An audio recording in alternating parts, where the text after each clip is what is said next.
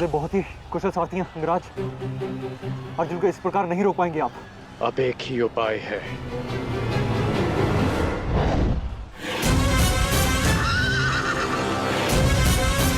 किरणास्त्र।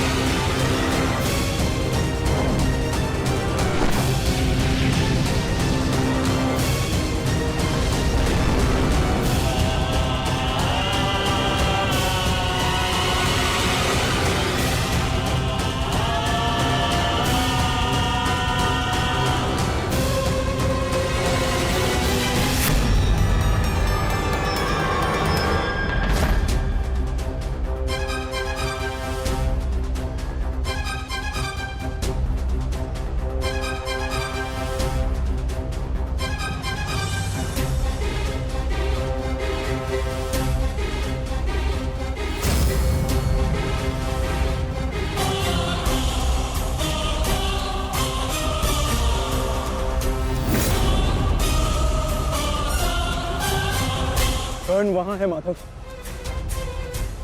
अश्वत्थामा!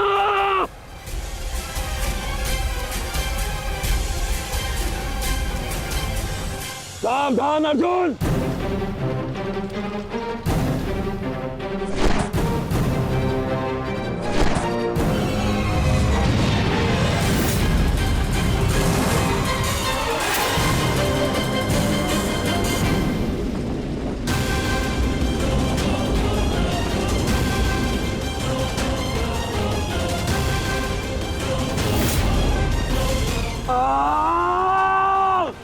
संजय, तुम मौन क्यों?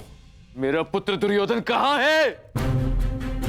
युवराज दुर्योधन अभिमन्यु के द्वारा बनाए गए भंवर में अभी भी फंसे हुए हैं महाराज। और भीम?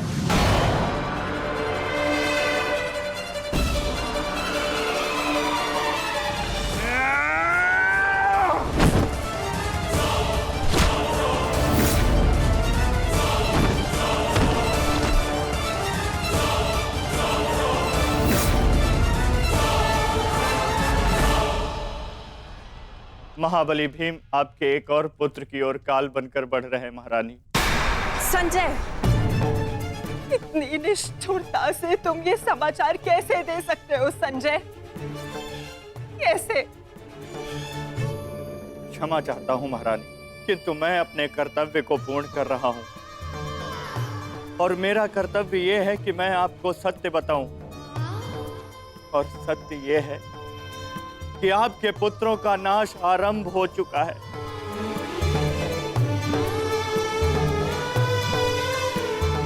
नहीं, जब तक महारथी कर्ण युद्ध में उपस्थित है, कौरव वंश का अंत असंभव है।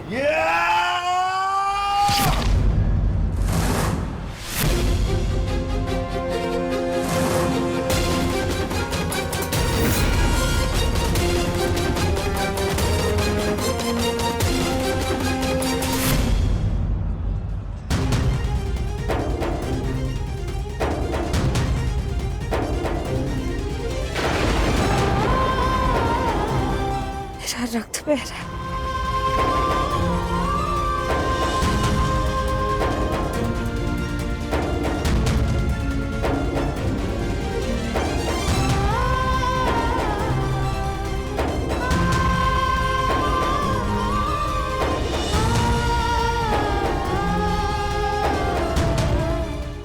युद्ध में मेरे पुत्र संकट में।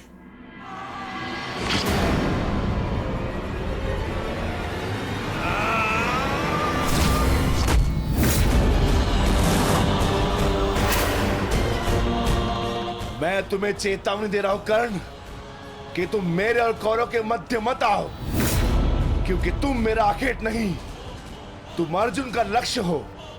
मैं अपने अनुज से उसका लक्ष्य नहीं छीन सकता। इसका अर्थ ये नहीं कि मैं तुम्हें दोबारा छोड़ दूंगा।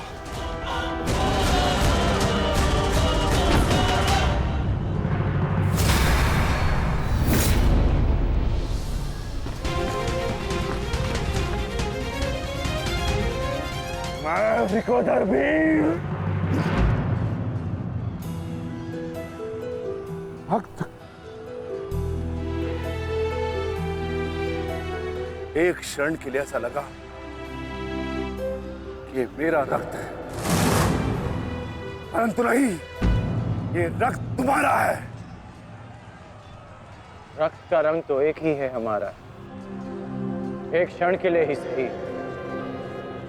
तुमने इसे अपना रक्त समझा, इसीलिए तुम मेरे मानस अनुज हुए, और तुमसे ज्येष्ठ होने के नाते मैं तुम्हें समझा रहा हूं। बस कर्ण, बस, एक और शब्द नहीं। इतना दुस्साहस, दुर्योधन के फेंके गए ग्रास पर पलने वाले सूतपुत्र स्वयं को मेरा भाई कहने की उदंडता दिखा रहा है। अंतिम चेतावनी दे रहा हूं, हट जाओ मेरे मार्ग से। युद्ध का मार्ग मैंने स्वयं चुना है, और इसे मैं नहीं छोड़ने वाला।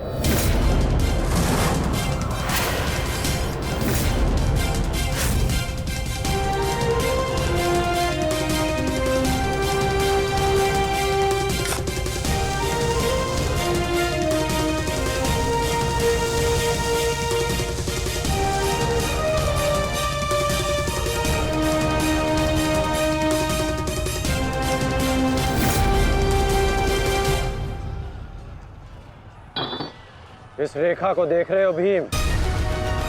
इस रेखा के घेरे के भीतर कौरव सुरक्षित हैं। सूर्यास्त होने में कुछ ही क्षण शेष हैं।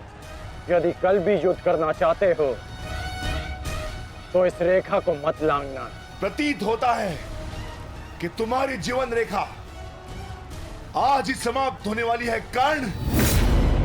कल का सूर्योदय क्या, आज का सूर्यास्त भी तुम्हारे भाग्य में नहीं। सूत पुत्र कर्ण, मैं तुम्हें एक अवसर देता हूं। प्रहार करो मुझ पर, आओ युद्ध करो मुझसे। आगे बढ़ो कर्ण।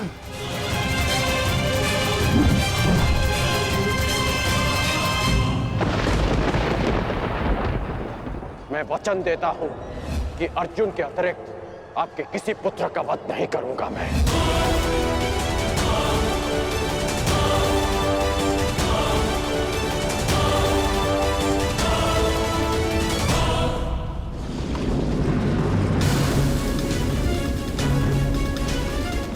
इस भंवर को ऐसे नहीं तोड़ा जा सकता। इसे तोड़ने के लिए मुझे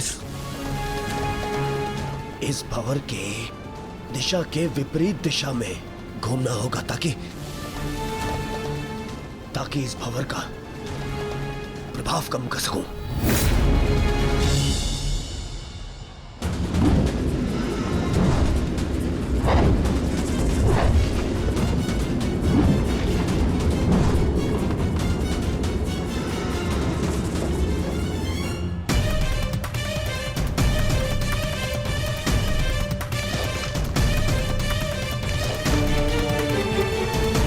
क्या हुआ कायर? अब तक तो बड़ी डिंगे मारे थे। अरे लज्जा आनी चाहिए तुम्हारी माता को, जिसने तुम जैसे निर्बल को जन्म दिया। यदि एक और शब्द अपनी जीवा से निकाला तो तुम्हारी जीवा काटकर फेंक दूंगा। जिसने मुझे जन्म दिया है उसके सम्मान के लिए स्वयं उसे दिया वचन भी भुला दूंगा। अपनी माता के मान पर चिंगारी पड़ी तो तिल मिला गए कर्ण। वो पांचाली भी किसी की माता थी, किसी की पुत्री थी, जिसे वस्त्राण के अपमान की अग्नि में जलना पड़ा। और अब वो अग्नि कौरव पक्ष में उपस्थित हर एक को भस्म कर देगी। कर्ण, तुम्हें भी।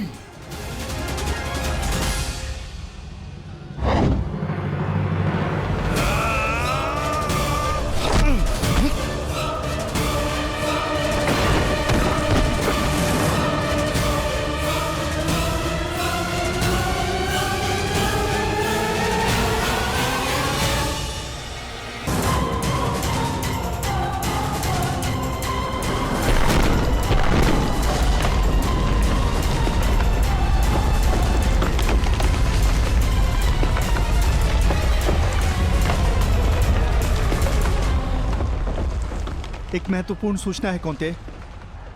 वृकोदर भीम और अंगराज कर्ण के मध्य महाविकट द्वंद्व हो रहा है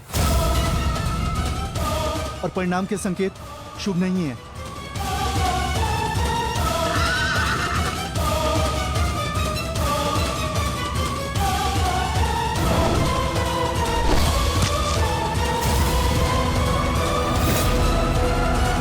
माता, रथ को भ्राता भीम की ओर ले चलो।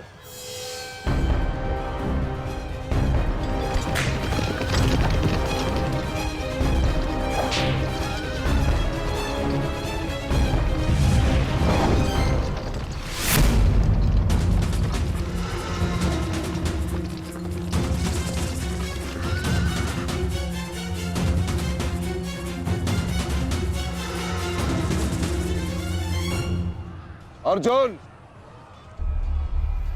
तुमने हर एक परीक्षा में सफलता पाई है। देखना यह है कि तुम इस परीक्षा में सफल होते हो या नहीं।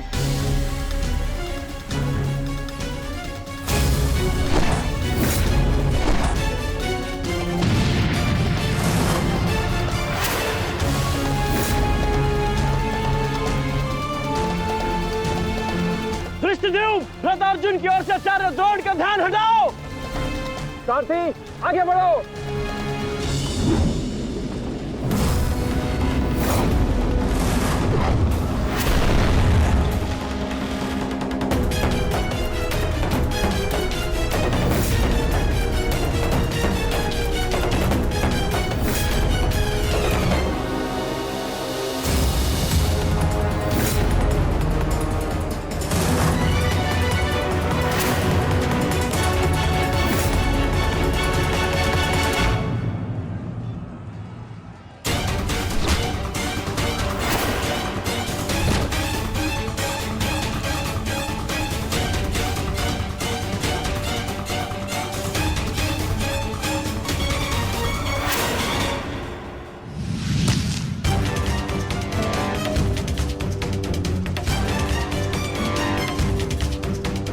तुम बार बार मेरे समक्ष क्यों आ जाते हो?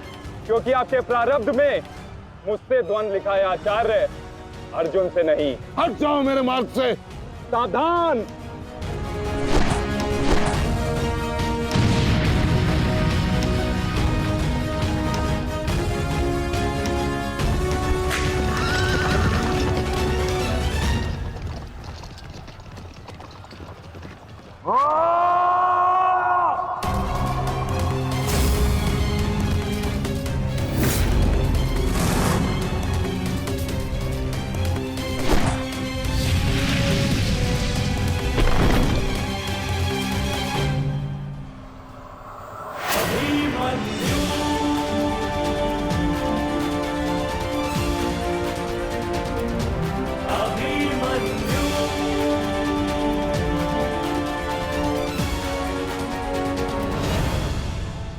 विचित्र बात है ना कि प्रत्येक बार आप मुझसे युद्ध बीच में छोड़कर ही चले जाते हैं।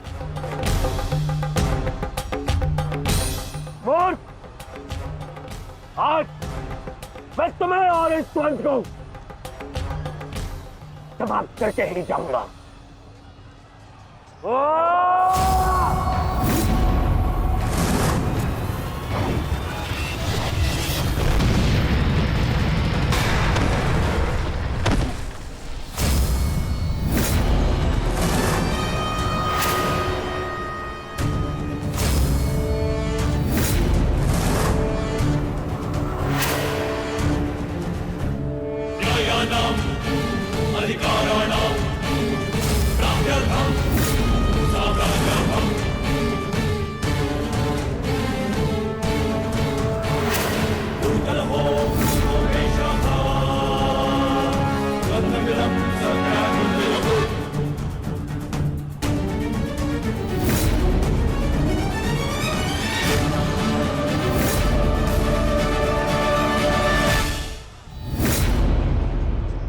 अपना सर्वश्रेष्ठ प्रदर्शन करना पुत्रों। अपने पिताओं की प्रतिज्ञा को स्मरण रखना और अपनी माता के अपमान को मत भूलना। पुत्र, ये धागा तुम्हारी हर विपदा से रक्षा करेगा।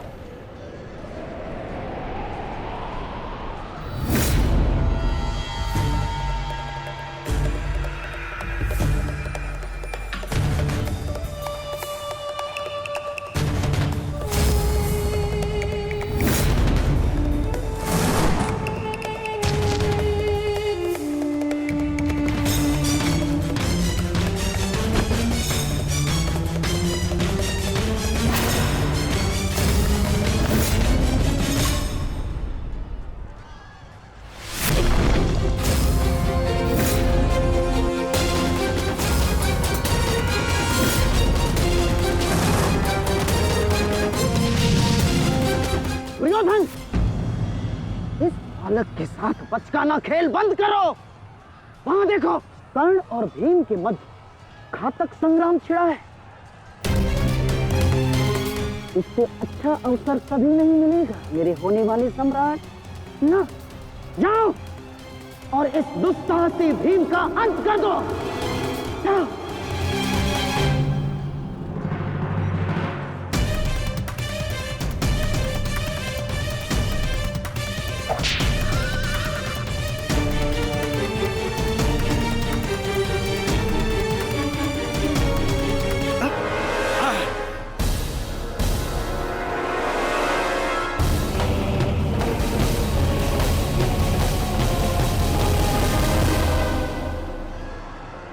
मैंने अपना वचन पूर्ण किया।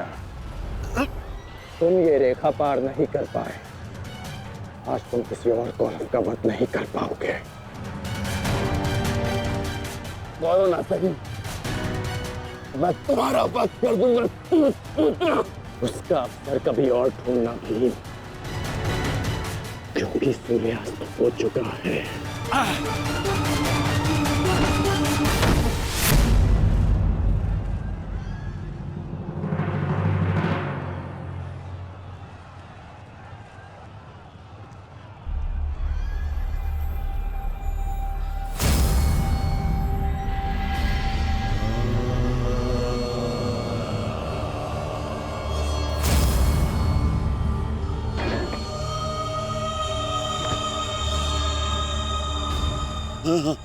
अनुज,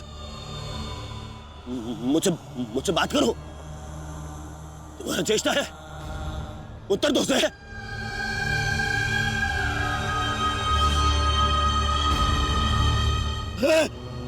अनुज, अनुज उत्तर दो। ये क्या हो गया? तुम सबने कभी अपने देश की बात का उल्लंघन नहीं किया, तो आज ये उदंडता क्यों? उठो, उत्तर दो। उठो, उत्तर। बात करो मुझसे।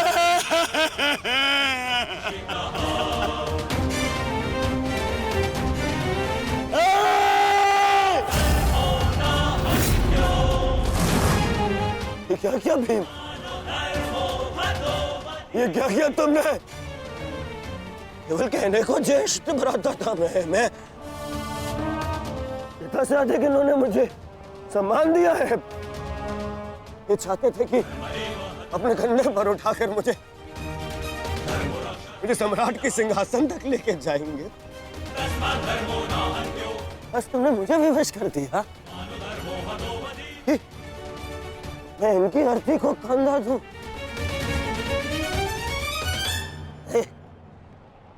तुमने उचित नहीं किया है भीम,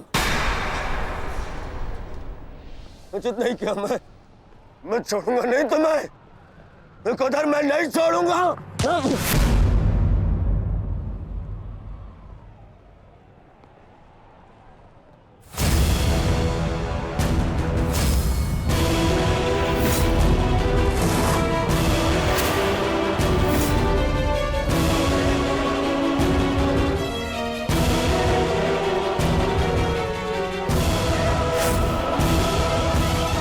शांत युवराज, युद्ध के नियम के अनुसार आज का युद्ध संपन्न हुआ और इस समय प्रहार करना वर्जित है।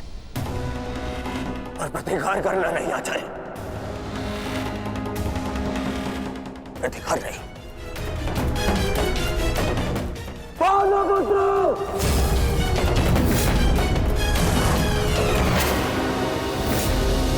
अपने इन 5 भाइयों के निर्मम हत्या का प्रतिशोध लूंगा मैं।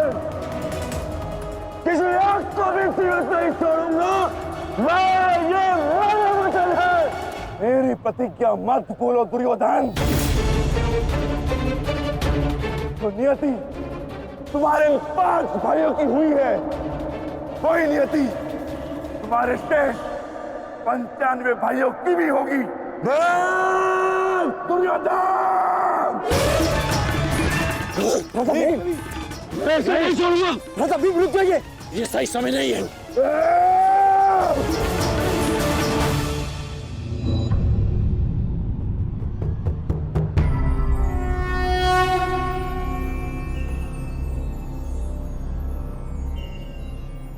श्रेष्ठ यही होगा कि दोनों पक्ष अपने नियमों को स्मरण रखें। सूर्यास्त्र हो चुका है और उसके साथ ये युद्ध भी समाप्त हो चुका है। आप दोनों अपनी भावनाओं को कल के लिए शेष रखें और वही उचित रहेगा।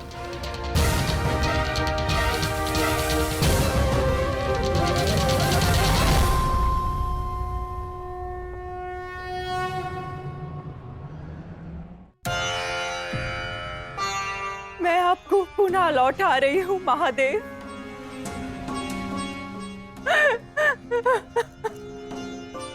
आपने मुझे 100 पुत्रों को आशीर्वाद दिया था और आज मुझे उन्हीं पुत्रों की मृत्यु का दुख भी दे रहे हैं।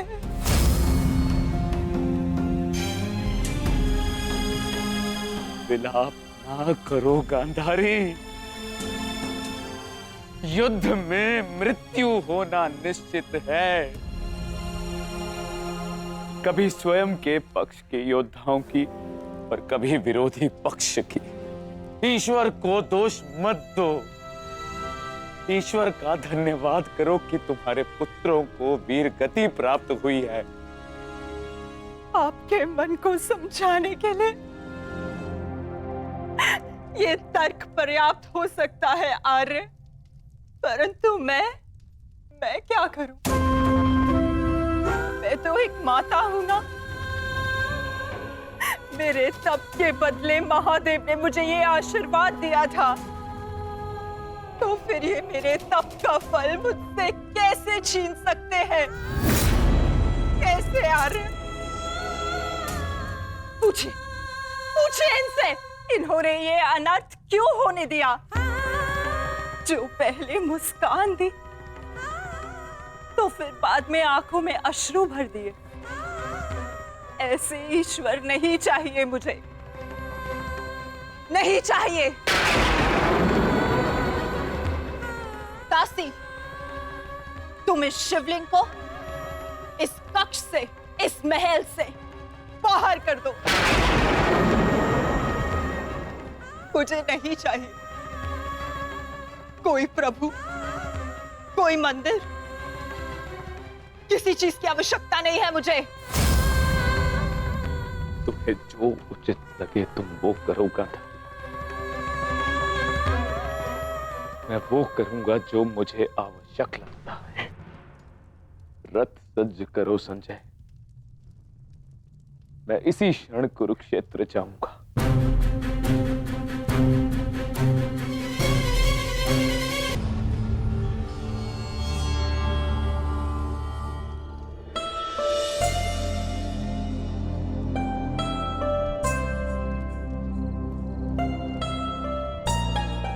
पुत्र,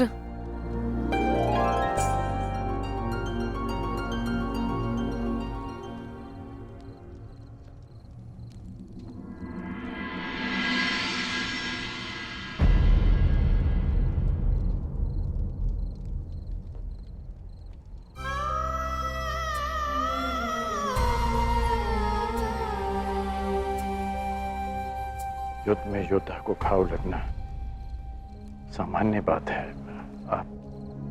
आप चिंतित मत होइए। मैं जो भी कर रही हूँ अपना कर्तव्य समझकर नहीं, बल्कि पश्चाताप समझकर कर रही हूँ। एक पुत्र को खोने का कष्ट, उसकी पीड़ा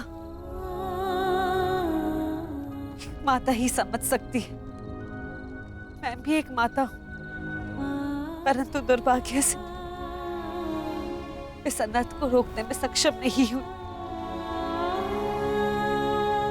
इसलिए लेप लगा रही हूं अपने मन के घाव को। थोड़ी शीतलता देने का प्रयास कर रही हूँ। पुत्र, तुम दुर्योधन के पास जाओ। इस समय उसे अपने मित्र की सबसे अधिक आवश्यकता है।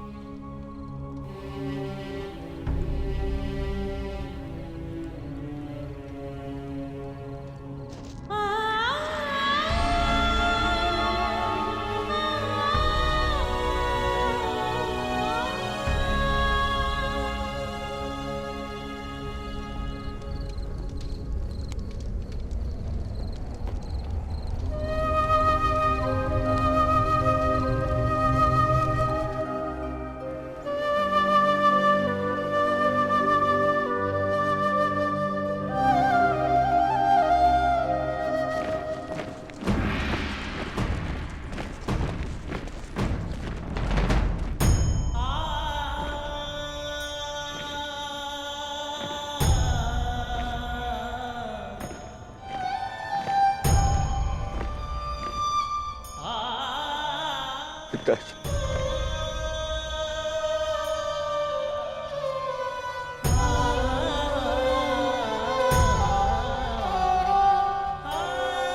पिताजी, ये मौन रहो और इस अंतिम संस्कार की विधि को रोको।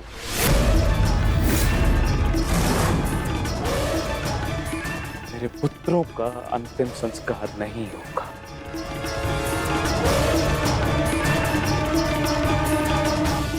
महाराज, ये कैसा अनर्थ करने जा रहे हैं आप?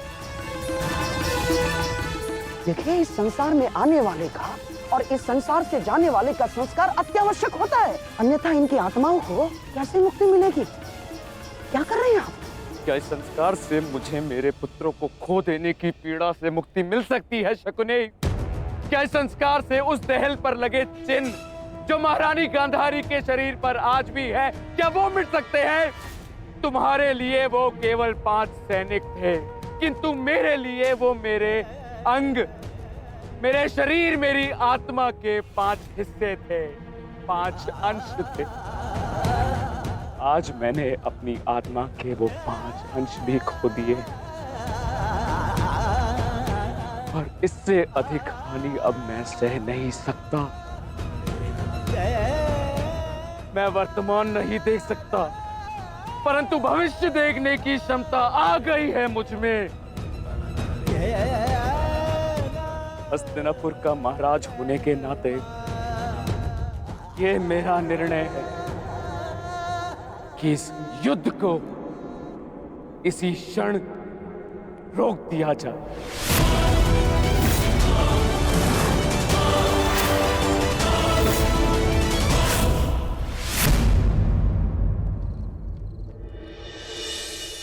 पिताश्री,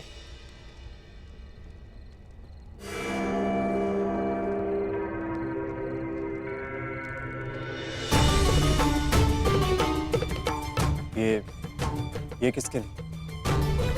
आपके लिए पिताश्री। आज आपको अंगराज कर्ण के 2 बाण लगे थे ना, उनके उपचार के लिए।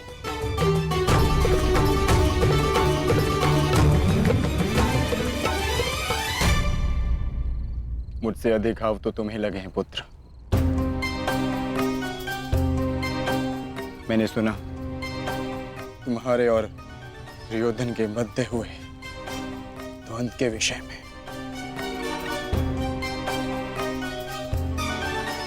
तुम्हें ऐसा नहीं करना चाहिए था अभिमन्यु। दुर्योधन एक दुर्जय योद्धा है, शक्ति में, अनुभव में तुमसे कहीं अधिक। तुम्हें सावधान रहना चाहिए।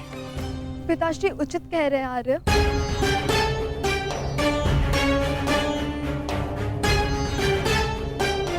किंतु एक योद्धा के लिए ये विचार सुनना और स्वीकार करना दोनों ही अनुचित है, और छिपकर 2 योद्धाओं की बातें सुनना भी अनुचित है उत्तर। इसलिए यहाँ आओ।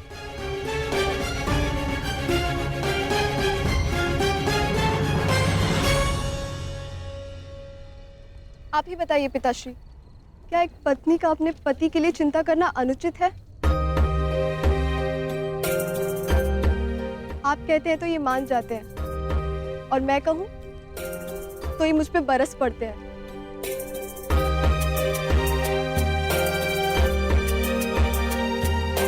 आप ही ने कहा था ना कि काका श्री दुर्योधन के साथ द्वंद्व करना इनके लिए उचित नहीं है।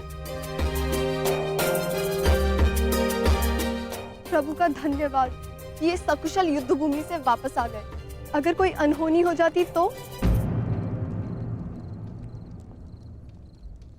योद्धा यदि वीर गति को प्राप्त करे तो ये उसके लिए गर्व की बात होती है उत्तरा, अनहोनी की नहीं।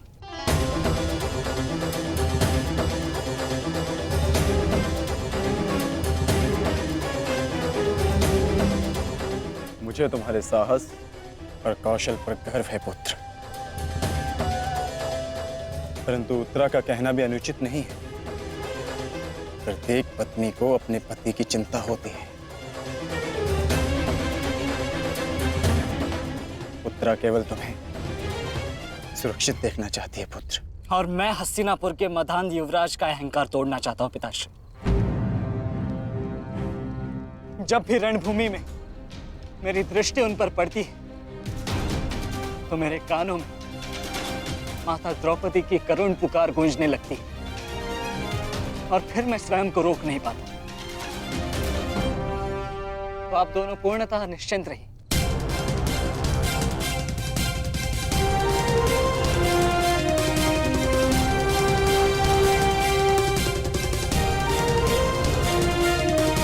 क्योंकि मेरी सुरक्षा के लिए माता यज्ञसेनी का आशीर्वाद है मेरे साथ।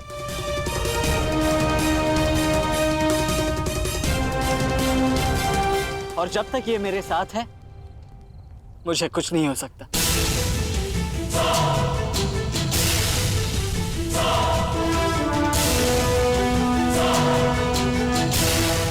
आपके तेज के अंश का प्रहार और माता के आशीष की ढाल जब तक मेरे साथ है, मैं काका श्री दुर्योधन के समस्त कौरव सेना का सामना अकेले करने में सक्षम हूं।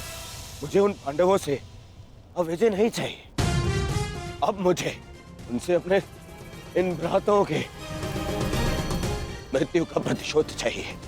अब यदि आपने इस युद्ध में विराम लगाया तो आपके ये 5 पुत्रों वीर वृषसेन, पितामह और अनेक सैनिक उनके इस युद्ध में दिए प्राणों का,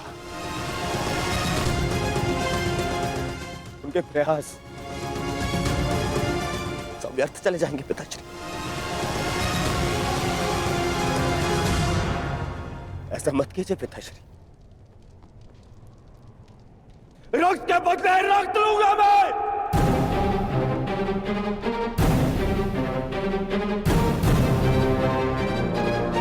आपने अपने पुत्र को है, वो पांडव अपने पुत्र को के और हम मुझे पाएंगे पिताश्री।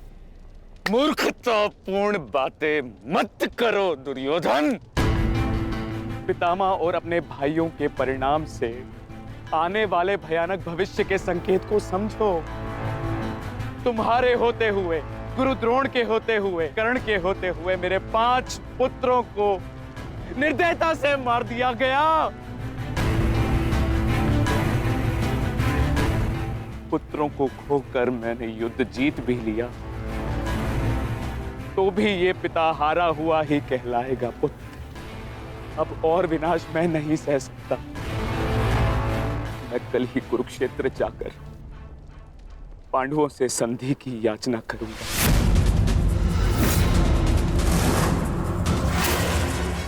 पांडवों से अपने पुत्रों के प्राणों की रक्षा की याचना करूंगा मैं, क्योंकि केवल यही एक मार्ग शेष है। मुझे इस युद्ध भूमि, इस युद्ध से दूर रखने का एक और उपाय है पिताश्री।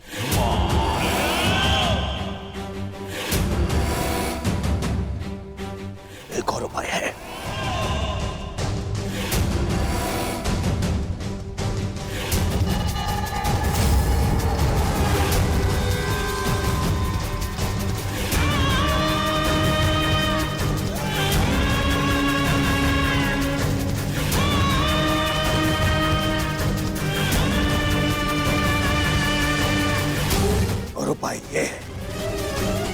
आप इसी क्षण मेरा वध कर दे। अभी मेरे प्राण हर ले, क्योंकि मैं ना स्तुति करूंगा और ना ही याचना करूंगा उन पांडवों के समक्ष।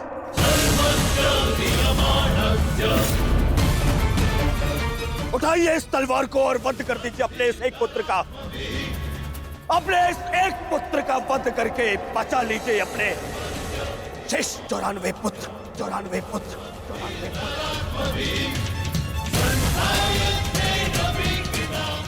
लीजिए और प्रहार करिए मुझ पर। लीजिए, उठाइए इसे और प्रहार करिए अपने इस पुत्र पर, क्योंकि वो अब पांडवों के समक्ष नहीं झुकेगा। मेरे मित्र से पूर्व आप मेरा वध करें।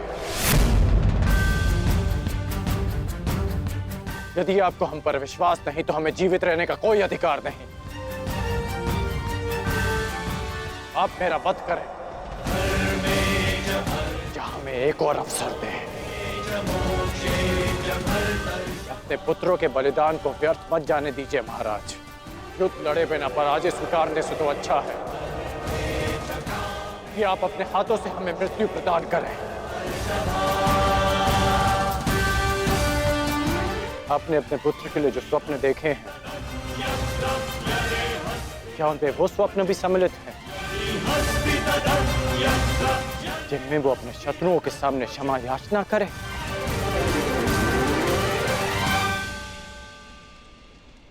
जिसके शीश पर आप सदा सम्राट का मुकुट देखना चाहते हैं, क्या उसके पैरों में बेड़ियां देख पाएंगे आप? यदि हां, तो आप मुझे मृत्यु प्रदान करें, और यदि ना, तो आप मुझे एक अवसर दीजिए। आप हमारे महाराज हैं, हम सब आपके आदेश के अधीन हैं, किंतु आपका ये आदेश हस्तिनापुर और समस्त कौरव वंश के आत्मसम्मान को सदा के लिए नष्ट कर देगा।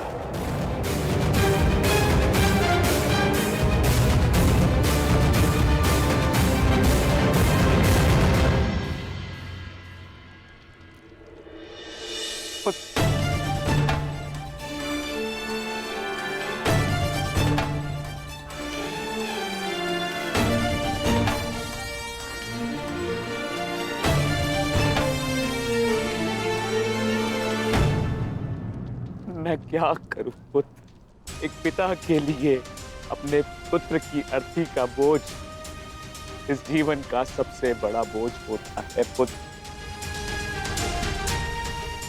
परंतु मुझसे ये बोझ सहन नहीं होगा।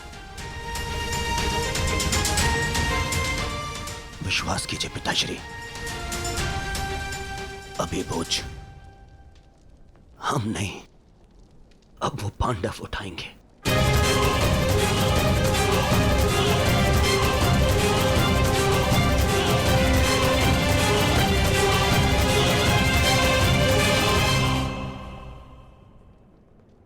आइए पिताश्री, मेरे वीर भ्राताओं को ससम्मान विदा करें।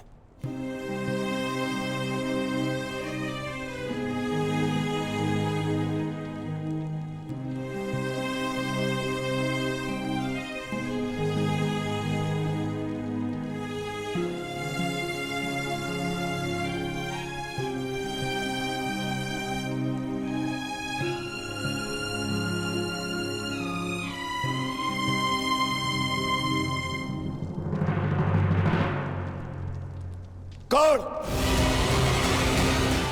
कल के लिए हमारी क्या रणनीति है?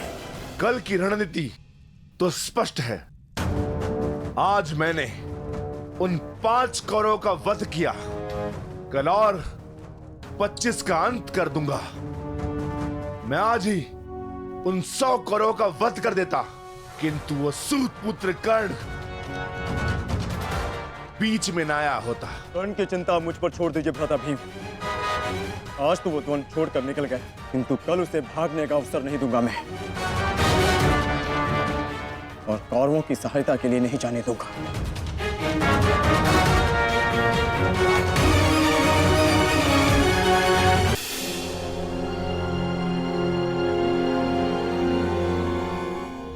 महाभारत का 12वां दिन है कल, और उन पांडवों का अंत करना है हमें। समस्या पांचों भाइयों की नहीं दुर्योधन, केवल अर्जुन और भीम की है। उन्हें रोकने के लिए हमें एक योजना की आवश्यकता है। उस भीम को आप मुझ पे छोड़ दीजिए। अपने भाइयों के मृत्यु के मैं स्वयं प्रतिशोध लूंगा। और अर्जुन को रोकेगा कर्ण। गुरु द्रोण अर्जुन के लिए पर्याप्त है मेरे होने वाले सम्राट। अर्जुन मेरा लक्ष्य है, उसे रोकने में मैं सक्षम हूं। तुम्हारे कौशल और सक्षमता पर मुझे कतई संदेह नहीं है अंगराज, परंतु पता नहीं क्यों तुम उसका उपयोग नहीं कर पा रहे हो। नहीं तो आज युद्ध के आरंभ में ही वास्तविक शक्ति का उपयोग करके तुम अर्जुन का अंत कर सकते थे कल, परंतु तुमने ऐसा नहीं किया। आपको तो कुशलता दिखानी थी, परंतु स्मरण रहे ये समय कुशलता दिखाने का नहीं है अंगराज। शीघ्र अतिशीघ्र युद्ध समाप्त करने का है।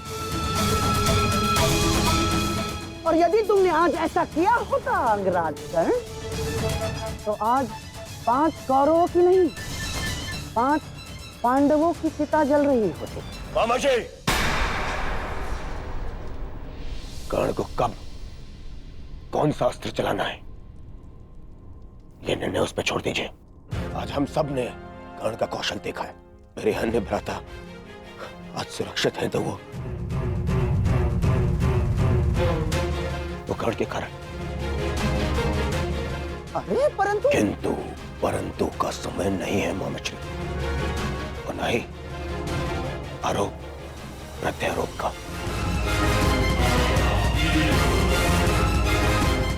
ये समय है साथ रहने का, उनका और उनकी उन उदंड पुत्रों के अंत करने का समय है ये।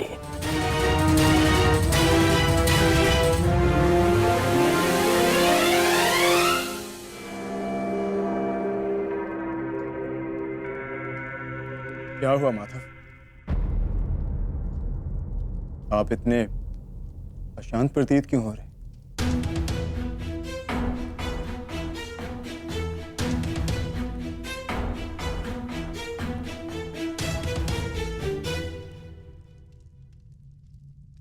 यह अशांति आज के युद्ध के परिणाम की है पार्थ।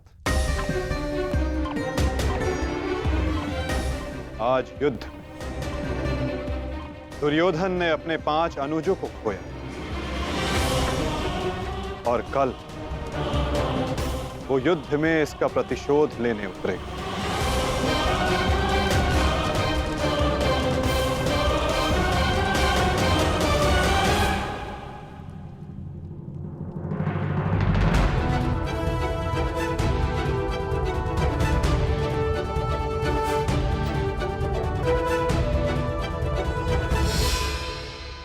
आचार्य की व्यूह रचना तुम सुन चुके हो मित्र, तो तुम्हारे मन में कोई विचार है? यदि सेनापति द्रोणाचार्य आज्ञा दें तो मेरे पास एक योजना है। अवश्य कहो अंगराज।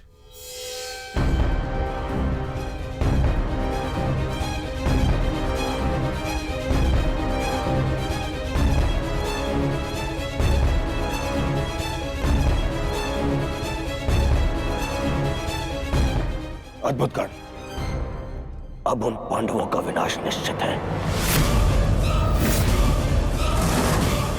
अब उन पांडवों से मैं अपने भ्राताओं की मृत्यु का प्रतिशोध अवश्य को। कल दुर्योधन युद्ध में क्रोध में अपना प्रतिशोध पूर्ण करना चाहेगा और अंगराज कर्ण कल इस युद्ध को समाप्त करना चाहेंगे और उनका लक्ष्य होंगे धर्मराज युधिष्ठिर।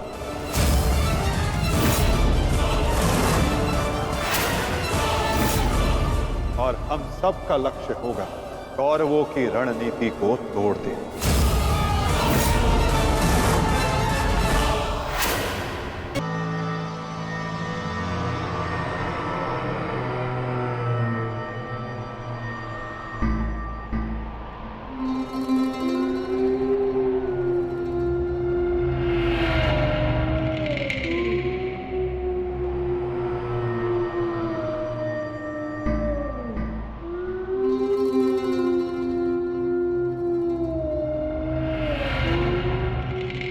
युद्धभूमि में उल्लू का रुदन शुभ संकेत नहीं है माधव।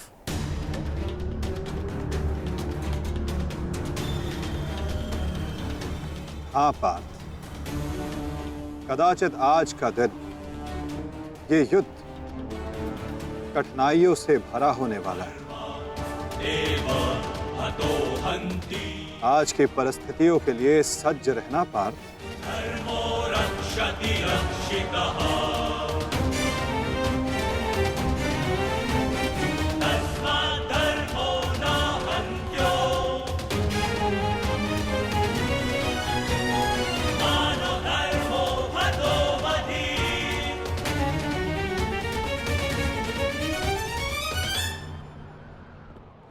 अपनी रणनीति बनाने से पूर्व हमारे लिए शत्रु का मन जान लेना, उसकी रणनीति जानना हमारे लिए आवश्यक है।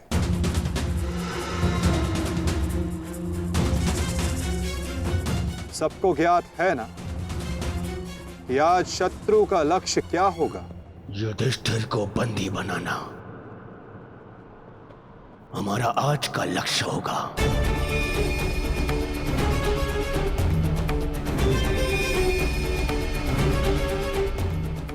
युधिष्ठिर को बंदी बनाकर मुझे इस युद्ध को यही समाप्त करना है। मेरे आज भाई वीर गति को प्राप्त हुए हैं अब तक।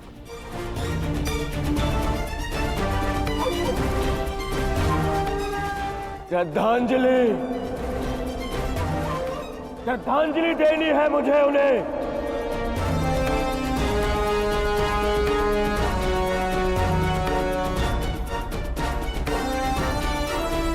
बहुत पीड़ा भरी मृत्यु दी है उस भीम ने मेरे भाइयों को। इन पांडवों को इतनी पीड़ा दूंगा कि अपनी मृत्यु की भिक्षा मांगेंगे ये मुझसे।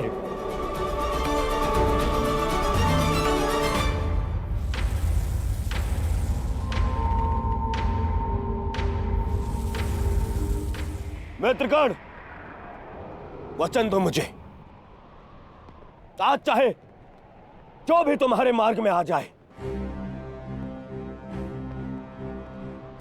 तुम उस पर दया नहीं दिखाओगे। आज चाहे जो कोई भी आ जाए तुम अपना सबसे तीव्र प्रहार उस पर करोगे। वचन दो मुझे मित्र। तुम्हारा आदेश मेरा वचन है मित्र। आज शत्रु कर्ण का एक भिन्न रूप देखेंगे।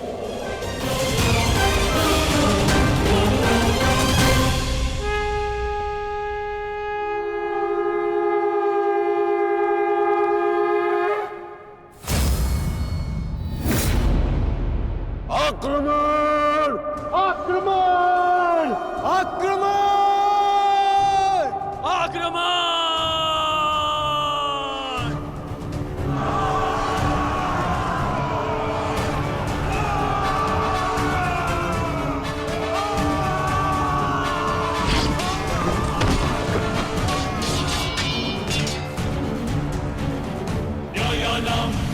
उनका अस्त्र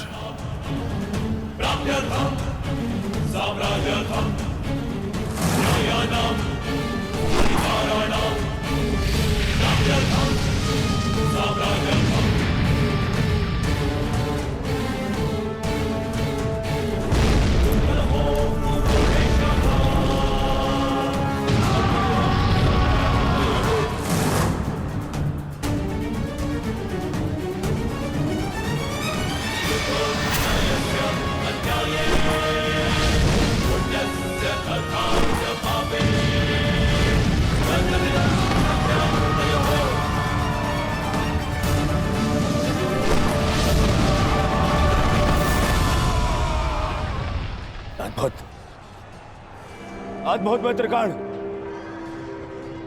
अद्भुत। अपना मार्ग ज्ञात है ना सभी को?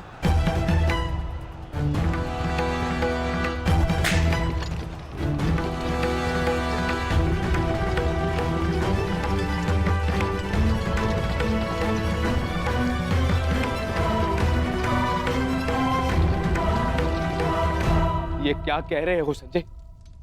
युधिष्ठिर सेना के पिछले भाग की ओर बढ़ रहा है।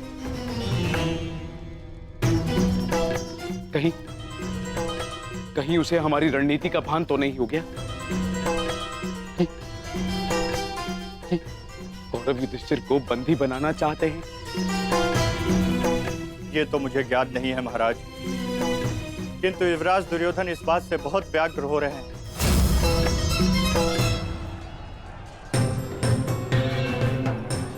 अवश्य इन पांडवों को हमारी रणनीति का ज्ञात है, इसीलिए भीम एक और हमारी सेना को भ्रमित कर रहा है और युधिष्ठिर पीछे जा रहा है। मित्रगण, तुम जाओ, युधिष्ठिर के पीछे तुम जाओ और जाके उसे बंदी बनाओ। युधिष्ठिर को बंदी बनाना हमारे लिए बहुत आवश्यक है। जाओ मित्र। परंतु मित्र, मैंने महाराज को वचन दिया कि आज किसी भी कौरव के प्राण नहीं जाएंगे। मुझे उस वचन को भी निभाना है मित्र। उसके लिए हम सब हैं यहाँ। युधिष्ठिर तुम्हारे सामने एक दुर्बल योद्धा है, तुम उसे आसानी से बंदी बना सकते हो मित्र। उसे बंदी बनाते ही ये युद्ध यहीं समाप्त हो जाएगा और मेरे भाइयों की रक्षा भी। मुझे ये युद्ध यहीं समाप्त चाहिए कर्ण। जाओ आगे। ठीक है मित्र, परंतु मेरी योजना स्मरण रखना। मुझे तुम्हारी योजना स्मरण रहेगी मित्र। आगे बढ़ो। तब से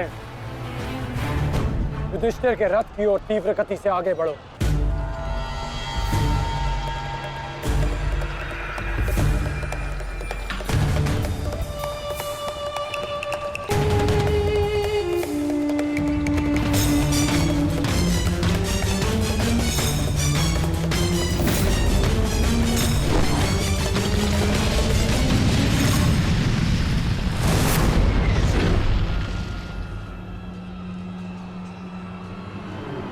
योद्धा शत्रु की ओर आगे बढ़ता है, उससे पीछे नहीं भागता।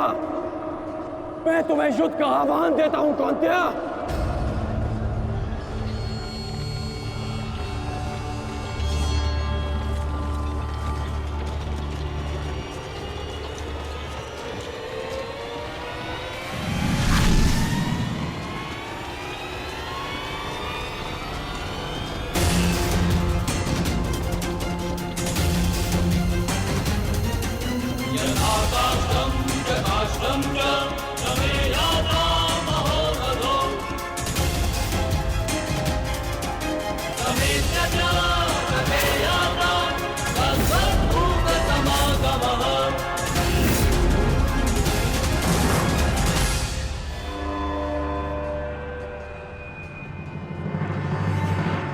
कौंतेय तुम्हारा आवाहन स्वीकार करता है।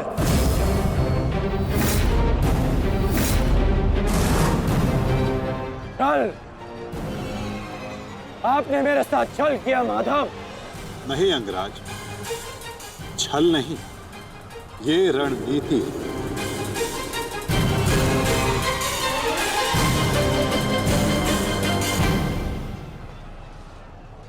ये युधिष्ठिर का रथ है और इस पर युधिष्ठिर को विराजमान होना चाहिए था। वो तुम्हारी भूल है अंगराज, क्योंकि तुमने रथ को नहीं, रथी को युद्ध के लिए ललकारा है। और तुमने युधिष्ठिर को नहीं, कौन्तेय को ललकारा है, युद्ध का आवाहन दिया और उसने तुम्हारे इस युद्ध के आवाहन को स्वीकार किया है कर्ण। तुम सदैव मुझसे द्वंद्व करने का अवसर ढूंढते रहे हो कर्ण। समय आ गया है, अब दिखाओ कि तुम कितने समर्थवान और कुशल योद्धा हो। अपना आवाहन पूर्ण करो मुझसे और वहां भ्राता भीम अपनी प्रतिज्ञा पूर्ण करेंगे।